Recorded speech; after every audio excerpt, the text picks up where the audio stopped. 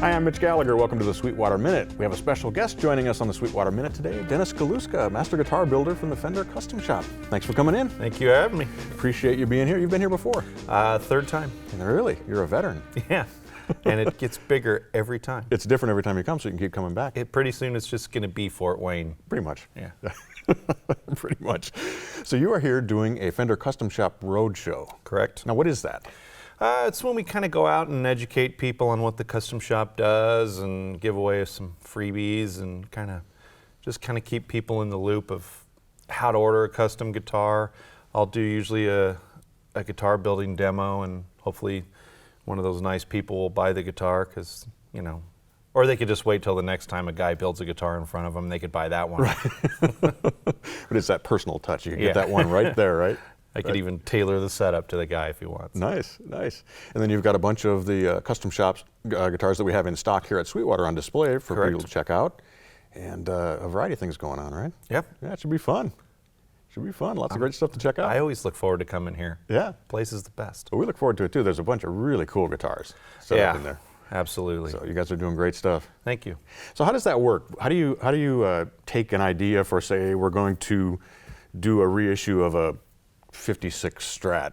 Do you go out and find the perfect example of one and try and duplicate it, or what's the process like? It's kind of an ongoing process.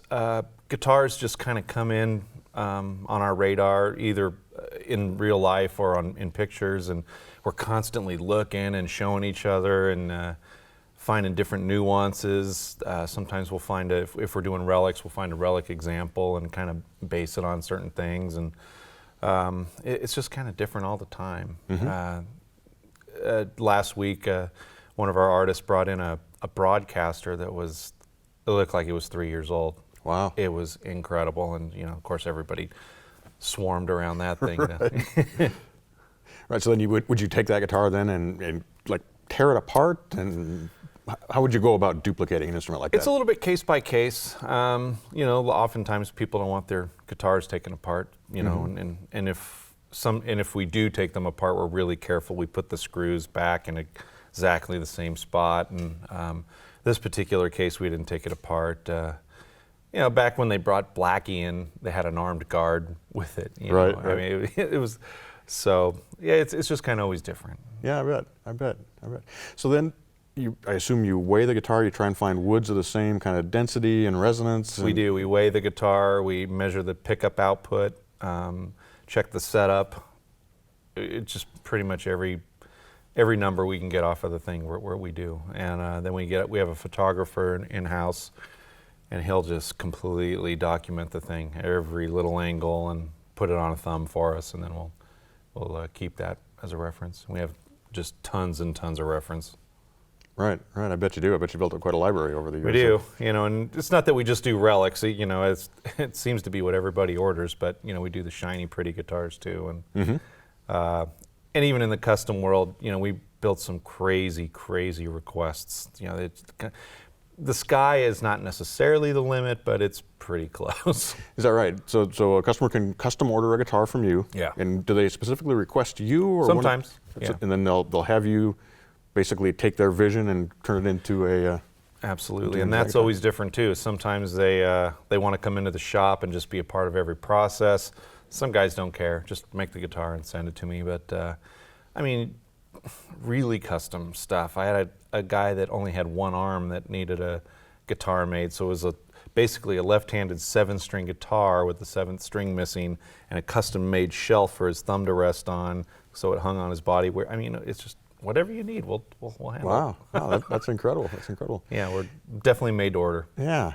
Do you ever have someone say, you know, I bought this Strat in '67. I want you to duplicate this exact Strat because I don't want to take my vintage one? Absolutely. That's kind of how the relic thing got started. Yeah, so that's a very common thing. You know, vintage guitars are still extremely pricey, and our relics are quite a bit less money. But if we can get the exact same feel, tone, and everything, and kind of be their stand-in, I mean, they're still, you know, pricey, but compared to a real vintage guitar, they're pretty affordable. Right. So, in your opinion, can you match the tone? Can you match the feel exactly? Can you get that close to it? You know, you can take one piece of wood and cut 2 guitar bodies out of it, and it'll sound completely different. So I think we get really close. And you know, a Strat kind of always sounds like a Strat, and our job is to just make sure that Strat sounds really good.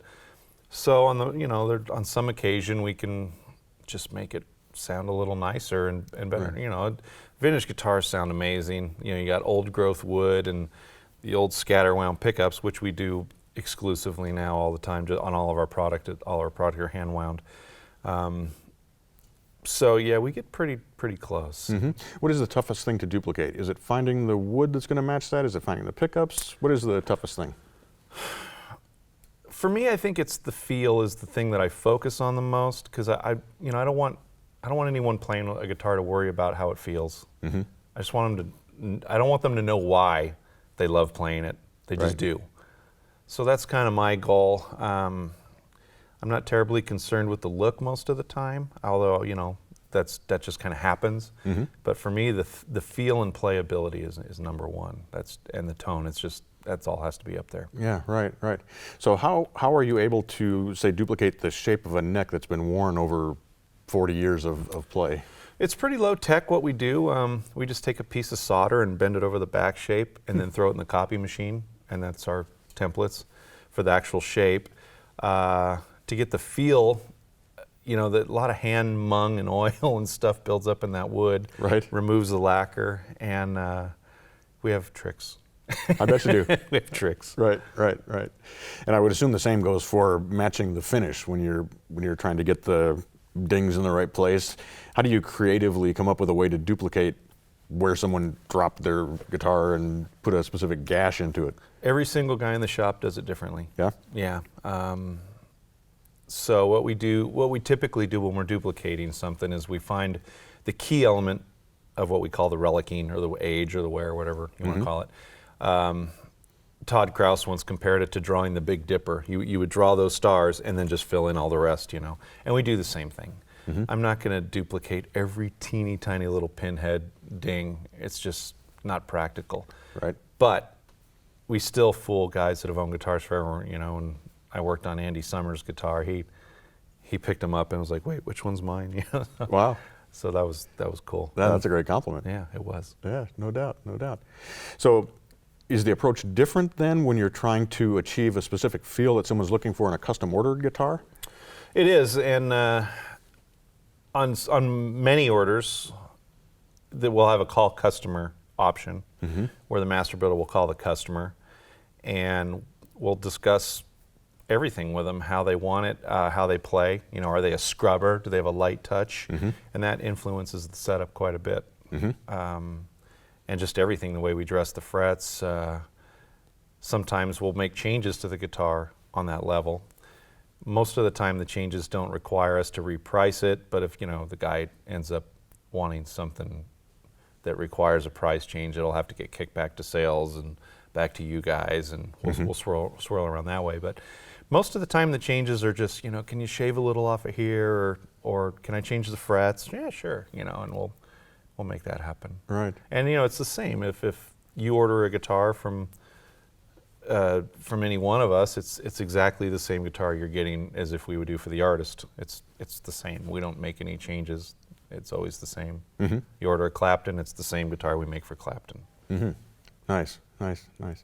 So I've always actually wanted to ask this question of someone like yourself who's seen so many guitars and so many vintage examples of instruments. What are the defining characteristics of the prototypical Stratocaster? What are the woods, what are the pickups that you would say, having examined all those guitars, are the defining characteristics? Wow, okay. Caught me off guard on that one. We do our best to stump people, that's why I'm here. For me,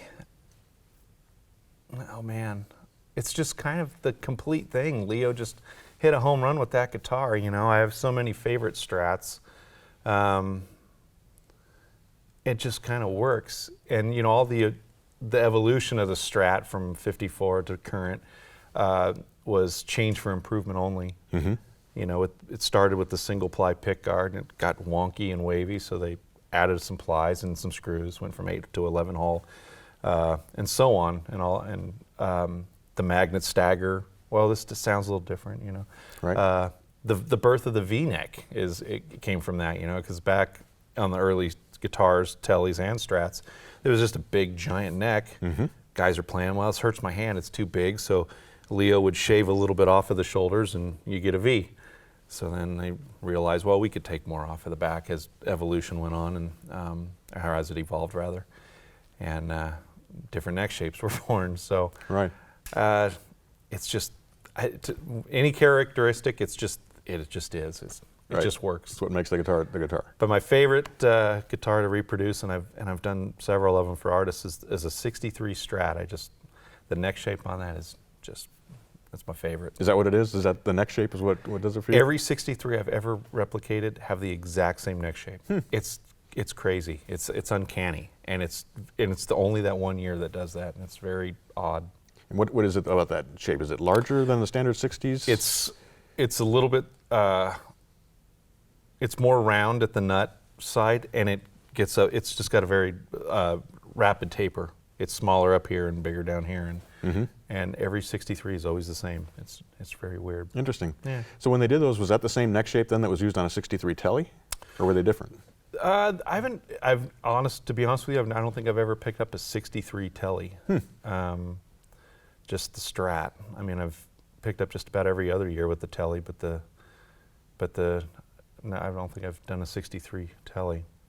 In general, are they the same? So if someone has a '65 Strat they love and they want to get a Telecaster and they want that exact same neck shape, in general, is that the way they were done? Good question. Thank I you. don't know. I wasn't there. I don't know. They're always a little different, but you know, C shape is kind of a C shape, and you know, they always say don't buy a car made on a Monday or a Friday. Probably the same thing happens with guitars. You know? So when people call you, they say, please make my guitar on Wednesday? Yeah, Wednesday when you're sharp. Right, exactly. Man, it's got to be a blast to do what you do. It is, and it's really fun to see a lot of the old tooling, and you know, 'cause we're still using that stuff. This is my favorite thing. One of my favorite things about our guitars. If you take a Telly made today or whenever, and you look at the side of the bridge, you'll see these lines that are draw marks from the press. Okay. You could take a Telly made in 1950, and those draw marks are exactly the same. It's like a fingerprint. Huh. And yeah, because we're using the same tool. Wow. That's I love awesome. that, yeah. Yeah, that's great. There's a heritage there, right? Yeah, absolutely. Wonderful. Dennis, thanks so much for coming in. Well, thanks for having It's always me. a pleasure to have you here, and the Can't wait Roadshow to is come so back. much fun. Yeah, please come back often and bring more cool guitars. I with you. will. All right, we'll look forward See to you it. play. Oh, well, you know, I can plink around a little bit. Probably disappoint you. Nah. Great to see you, my friend. All right. Thanks for joining me for the Sweetwater Minute. I'm Mitch Gallagher.